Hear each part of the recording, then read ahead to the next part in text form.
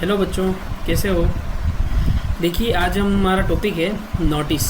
देखिए mainly notice होता क्या है। सबसे पहले नोटिस के बारे में समझते हैं थोड़ा सा कि नोटिस होता क्या है। देखिए नोटिस व्यक्तियों के समूह ये आम लोगों को किसी कार्यक्रम, घटना, समारोह, कैंप इत्यादि के बारे में सूचित करने का एक संक्षिप्त माध्यम है। मतलब एक छोटा सा माध्यम है जिसके द्वारा एक सूचना दी जाती है लोगों को कि लोगों के समूह को अखबारों के द्वारा या आम लोगों को, मतलब नोटिस बोर्ड पे चस्पा करके या अखबार में सूचित करके या आम लोगों को किसी कार्यक्रम, जैसे मेनली हम विद्यालय से रिलेटेड देखें, विद्यालय में कोई फंक्शन होने जा रहा है तो उसकी सूचना सभी बच्चों को एक साथ पहुंचानी है। तो नोटिस बनाकर उसको सूचना बोर्ड पे लगा दिया तो सभी बच्चे सूचित हो गए।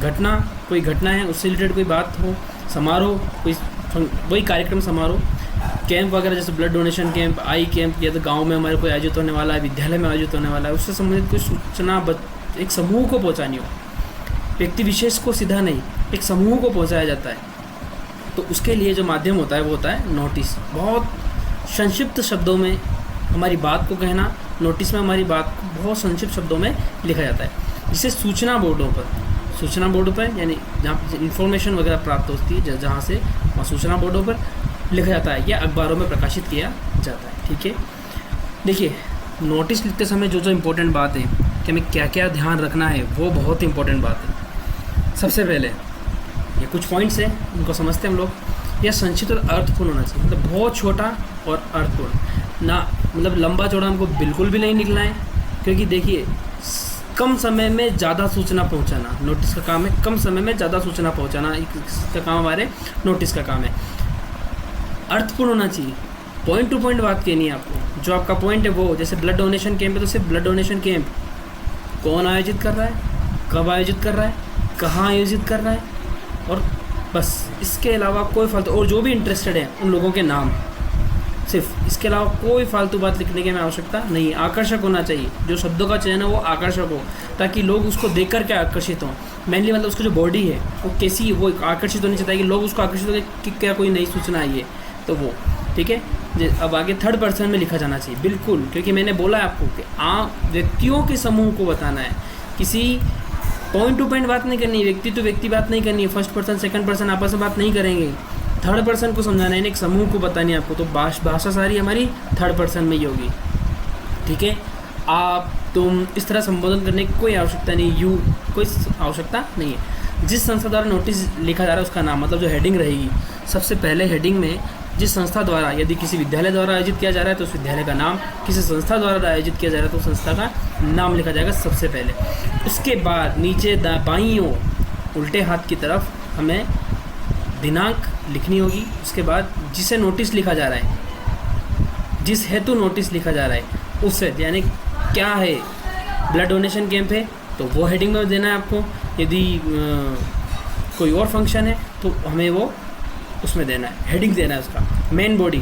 उसके बाद जो सबसे इम्पोर्टेंट बात है, 3 से 4 लाइन में हमारी मेन बॉडी को हमें लिखना है। अधिकतम आप 5 लिख सकते हैं, 3 से 4-5 आप लाइंस लिखें। हेडिंग सिर्फ सूचित करना, क्या फंक्शन है, कहाँ है, किस समय है, कब तक आपको उससे संबंधित तैयारियाँ करनी, सारी बातें। और अंत में बाईं ओर लिखने वाले का हस्ताक्षर, मतलब जो भी सूचित कर रहा है या भी जो भी नोटिस जारी कर रहा है उसके हस्ताक्षर प्लस उसका पदनाम कि वो कौन व्यक्ति है। सरल तथा औपचारिक भाषाओं का प्रयोग किया जाना चाहिए, मतलब ये अनौपचारिक बिल्कुल नहीं, क्योंकि हम हमारे मित्र, किसी फ्रेंड, किसी फैमिली मेम्बर को हम कभी नोटिस नहीं लिखा रहे हैं, ठीक है ना। नोटिस हम आम जनता को दे रहे हैं तो औपचारिक भाषा का उपयोग किया जाएगा, और सरल, बिल्कुल सरल, ताकि लोगों को भाषा आपकी समझ आए। यदि आपकी भाषा समझ नहीं आएगी तो आप क्या दे रहे हैं नोटिस, ठीक है ना। मतलब आपको सूचित करना है तो आपको बहुत ही सरल भाषा का उपयोग करना होगा और औपचारिक भाषा का यूज़ करना होगा। औपचारिक भाषा आप बहुत अच्छी तरह समझते हैं, ठीक है।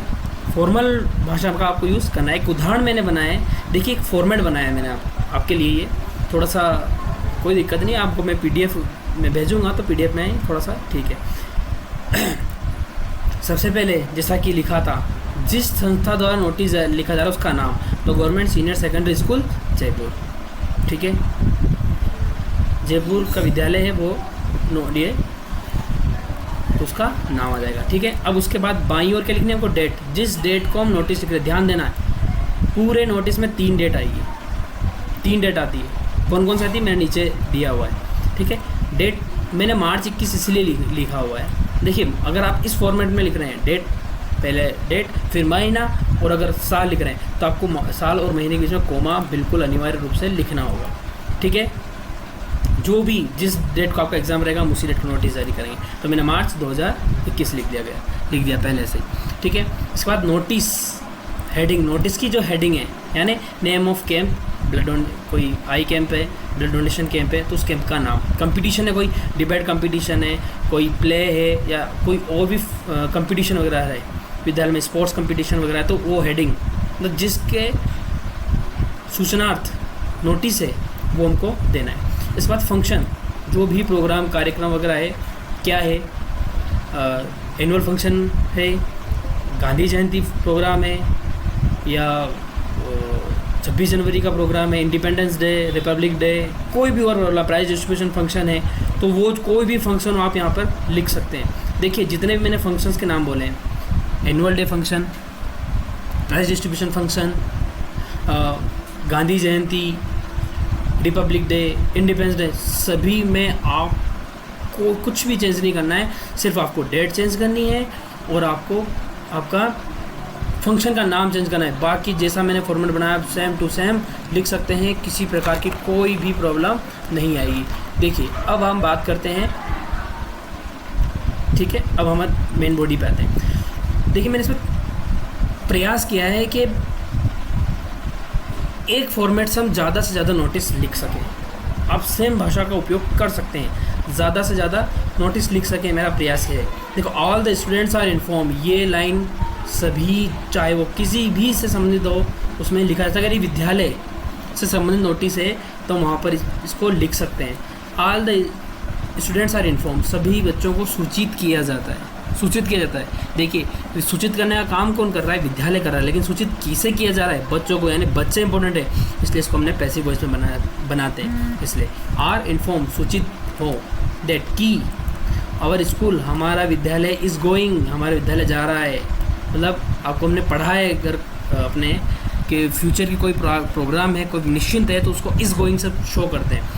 हमारा विद्यालय जा रहा है, क्या करने जा रहा है, टू ऑर्गेनाइज, आयोजित करने जा रहा है, या सेलिब्रेट या मनाने जा रहा है। देखिए मैंने ऑर्गेनाइज और सेलिब्रेट दो शब्द लिखे हैं, ध्यान देना। ऑर्गेनाइज्ड हमने लिखा है तो आप ये ब्लड डोनेशन कैंप या कोई भी कैंप है उससे रिलेटेड या डिबेट कंपटीशन है तो आप उसके लिए ऑर्गेनाइज्ड शब्द लिखेंगे, क्योंकि ये प्रोग्राम आयोजित किए जाते हैं, जानबूझ करके आयोजित किए जाते हैं, ठीक है।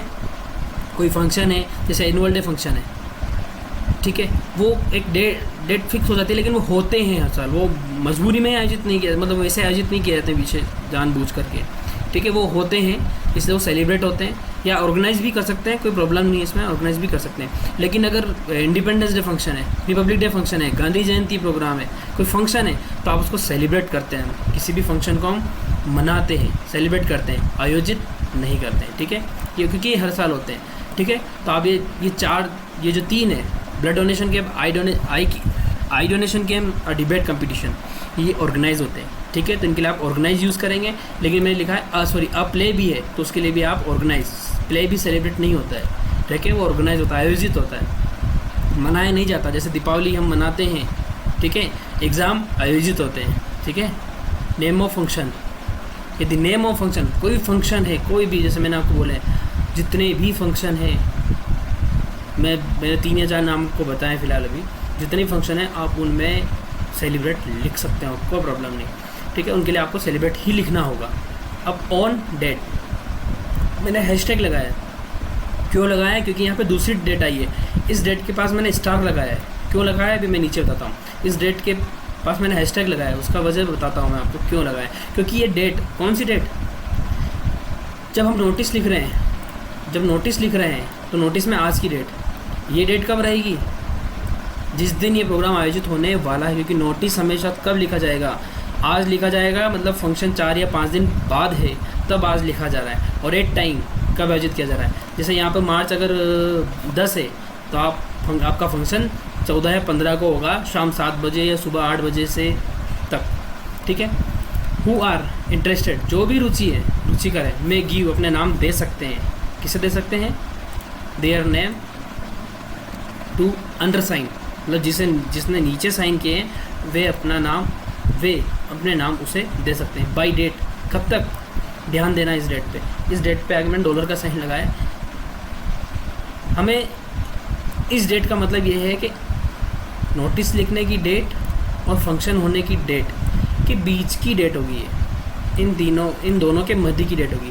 क्योंकि जब फंक्शन होगा उससे पहले ही नाम आयोजित होंगे ना, जैसे कोई ब्लड डोनेशन कैंप है, उसमें कौन कौन डोनेट करना चाहता है, आई कौन कौन डोनेट करना चाहता है अपनी, कोई डिपेंडेंट कंपटीशन में कौन कौन भाग लेना चाहता है, कौन प्ले में भाग लेना चाहता है, वो अपने नाम उपलब्ध करवा दे। या जैसे फंक्शन होने वाला है विद्यालय में कोई भी, तो उसमें कोई भी कल्चरल प्रोग्राम वगैरह है कुछ है, तो उसमें अपना नाम देना चाहता है, उसमें पार्ट लेना चाहता है, टू टेक पार्ट, उसमें भाग लेना चाहता है या पार्टिसिपेट करना चाहता है। देखिए ये पार्टिसिपेट और टू टेक पार्ट ये दोनों सेम चीज़ है, ये हम इन सब में लिख सकते हैं। अगर आप उनमें शामिल हो रहे हो, उनमें आप शामिल होने से मतलब है आप उन फंक्शन का हिस्सा बनना चाहते हो तो। लेकिन अटेंड यानी उपस्थित होना, सिर्फ मतलब आप फंक्शन को देखने जाना चाहते हैं, सिर्फ आपको कोई उद्देश्य नहीं उसमें पार्ट लेना या आप उसके भाग बनना चाहते हैं, तो आपको पार्टिसिपेट या टेक पार्ट लिख सकते हैं। लेकिन सिर्फ आपको दर्शक के रूप में जाना है तो आप अटेंड लिख सकते हैं। ठीक है। फॉर एनी इन्फॉर्मेशन, किसी भी सूचना के लिए कॉन्टैक्ट अंडर साइन, जो नीचे साइन किए हुए उनको आप से सूचना मांग सकते हैं। इस प्रकार से ये हमारा एक फॉर्मेट है। आप चाहें तो इसको आप किसी भी जो भी मैंने यहाँ पे लिखे उनमें आप यूज़ कर सकते हैं। मतलब कम से कम आप इससे 5 से 7 नोटिस इस एक फॉर्मेट से लिख सकते हैं। और सबसे इम्पोर्टेंट, दिनेश कुमार, जो मैंने बोला साइन, जो हस्ताक्षर करेगा उसका पदनाम सेक्रेटरी यानी सचिव है। किसका सचिव है? स्टूडेंट्स यूनियन, विद्यार्थियों की यूनियन है, उसका अध्यक्ष है। यहाँ प्रिंसिपल भी हो सकता है या स्पोर्ट्स टीचर, पीटी टीचर, कोई भी आर्ट टीचर, या अगर उससे रिलेटेड कोई बात है तो। लेकिन यहाँ पे हमारे सेक्रेटरी कर रहे हैं विद्यालय के, ये सूचित आपको, तो वो लिखना है आपको कि आपका पदनाम क्या, किस सेक्रेटरी हैं। ठीक है, ये कोई इसी बड़ी बात है नहीं, ये मैं प्रश्न में दे दिया जाता है वैसे। अब देखिए स्टार मैंने लिखे हैं, तो date of writing of notice को लिखने की तारीख, हैशटैग डेट ऑफ फंक्शन और कैंप, जिस तारीख को ये वाला फंक्शन और कैंप होने जा रहा है, और हैशटैग 2 और 3 डेज बिफोर फंक्शन, 2 या 3 दिन पहले की तारीख फंक्शन होने के। ठीक है। अब मैंने एक नोट डाला है इसके नीचे कि ये एक्चुअल में ये जो हमारा क्वेश्चन है ये वाला, ये 2020 के एग्ज़ाम में नोटिस संबंधित प्रश्न पूछा जा चुका है। ये मैंने बात जानबूझकर इसलिए लिखी है क्योंकि जब 2020 में आ चुका तो मुझे इसके चांसेस इस वर्ष आने के कम लगते हैं। कारण क्यों है? क्योंकि हमारा जो 4 नंबर का टॉपिक है, इस 4 नंबर के टॉपिक में कई सारे टॉपिक है, कम से कम 5 से 7 टॉपिक है। एडवर्टाइजमेंट, जिस पर पहले मैं वीडियो बना चुका हूँ, और मुझे लगता है कि इस बार उसके आने के चांसेस 90% चांस मुझे लगता है कि वो आएगा। इसके बाद जैसे नोटिस आ गया हमारा, पोस्टर मेकिंग आता है, इन्विटेशन भी 3-4 प्रकार के होते हैं। इन्विटेशन 2 प्रकार के होते हैं, मेनली फॉर्मल और इनफॉर्मल। और फॉर्मल में भी एक्सेप्ट करना, डिक्लाइन करना, इनफॉर्मल में भी एक्सेप्ट करना, डिक्लाइन करना, तो 4 तो उसी के भाग हो गए। ठीक है। एक अगला हमारा आता है आर्ग्यूमेंट्स, किसी भी टॉपिक पर आपको तर्क और वितर्क देना है। ठीक है, तो ये से करके टॉपिक है। तो नोटिस इस बार पूछा जा चुका, तो मुझे चांस ऐसा लगता है कि शायद नोटिस इस बार ना है। फिर भी कोई प्रॉब्लम नहीं, एक फॉर्मेट मैंने आपको बना के दिया है, आप इसमें 5 से 7 नोटिस बिल्कुल आसानी से बना सकते हैं। वीडियो मेरा कैसा लगा आपको, प्लीज़ लाइक करें, सब्सक्राइब करें और कमेंट करें। Thank you.